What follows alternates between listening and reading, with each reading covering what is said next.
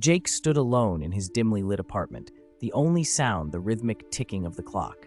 It was late, and he was preparing for bed when he caught a glimpse of something unusual in the glass of the old cabinet. A fleeting shadow seemed to shift just behind him. He turned quickly, heart pounding, but found nothing there. Shaking off the sudden chill, he resumed his evening routine, dismissing it as fatigue. Yet, every time he passed the cabinet, he felt a prickle at the back of his neck, a nagging sense of being watched. Finally, unable to ignore it any longer, he positioned himself in front of the cabinet and stared into the reflection. At first, only his tired face stared back.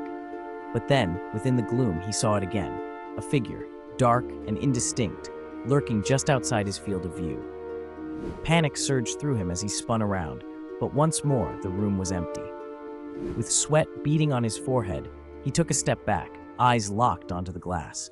Suddenly, the figure leaned closer, its features becoming disturbingly familiar, his own face twisted in a grotesque grin. In that moment, Jake realized he was never truly alone.